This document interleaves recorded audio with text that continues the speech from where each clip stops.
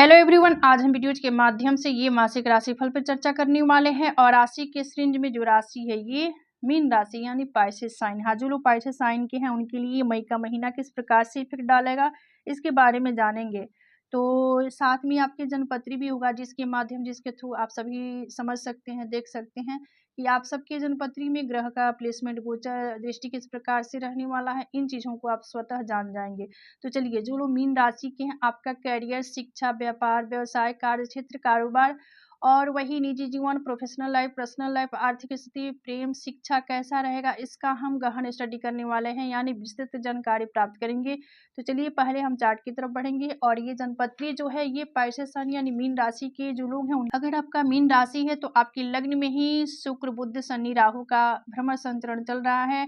वही धन भाव में सूर्य देव हैं और गुरु आपके थर्ड हाउस में भ्रमण संचरण विचरण कर रहे हैं। मंगल आपके पंचम भाव में भ्रमण कर रहे हैं। केतु आपके सप्तम भाव में है। तो कुछ इस प्रकार से ग्रह का प्लेसमेंट है, गोचर है। अब चलिए इनके दृष्टि विचार कर लेते हैं।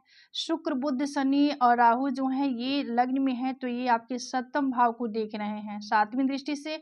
लेकिन शुक्र बुध के पास एक ही दृष्टि आप सभी जानते हैं, लेकिन राहु जो शनि है इनके पास कुछ और दृष्टि प्राप्त है, उसके बारे में जान लेते हैं। राहु यहाँ से इनकी पांचवी दृष्टि पंचम पे, सातवीं सप्तम भाव पे, नौवीं दृष्टि नौम भाव पे।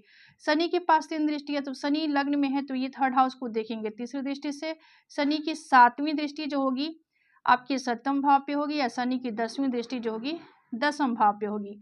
अब इसके बाद सूर्य के पास एक ही दृष्टि है, तो सूर्य आपके धन भाव में है तो ये अष्टम भाव को देखेंगे सातवीं दृष्टि से। गुरु आपके थर्ड हाउस में है, इनके पास तीन दृष्टि है, तो गुरु यहाँ से इनकी पांचवी दृष्टि जाएगी सप्तम भाव पे। गुरु की सातवीं दृष्टि जो होगी भाग्य भाव पे होगी, और गुरु की जो नौवीं दृष्टि होगी डिजायर यानी लाभ भाव पे होगी। मंगल के पास भी तीन दृष्टि है, जिस भाव में मंगल बैठते हैं चौथी, सातवीं, आठवीं।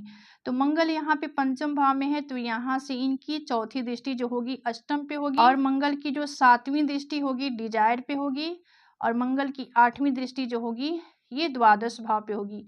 केतु को भी गुरुवत दृष्टि प्राप्त है, केतु सप्तम भाव में है, तो यहाँ से इनकी पांचवी दृष्टि जाएगी डिजायर की यानी लाभ भाव पे, और सातवीं लग्न पे, और नौवीं दृष्टि जाएगी थर्ड हाउस यानी तृतीय भाव पे।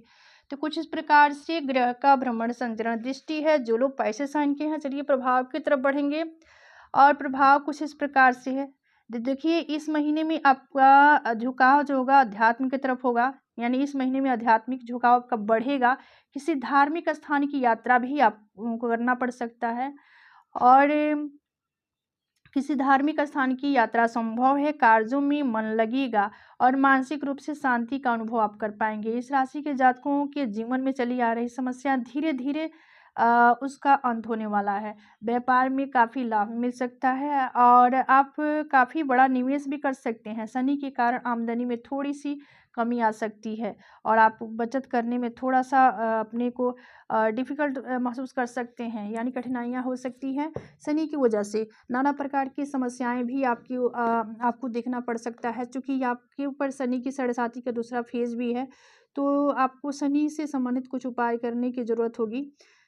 जल्दीबाजी से आपको बचना होगा। वही शेयर मार्केट में निवेश कर सकते हैं। कार्य क्षेत्र में बहुत बड़ा बदलाव होगा, यानी आपका उन्नति प्रगति होना तय है। आपका मैनेजमेंट का जो तौर तरीका होगा उसमें बदलाव काफ़ी देखने को मिल सकता है। नई चीज़ें सीख सकते हैं, और यानी आपकी स्किल में वृद्धि होने वाली है। इससे आपके करियर में बहुत बड़ा ही फायदा होगा।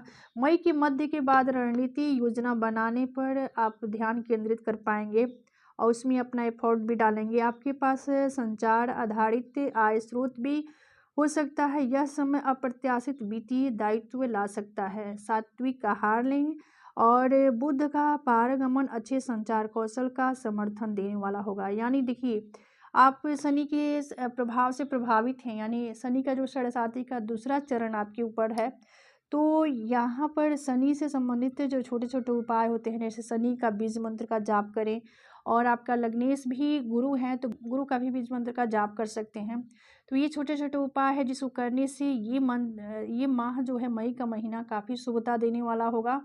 चूँकि आपके लग्न में ही ये बुध शुक्र भी हैं, गुरु आपके थर्ड हाउस में है, तो भाग्य को भी देख रहे हैं, तो भाग्य को भी ये स्ट्रॉन्ग करने वाले होंगे गुरु।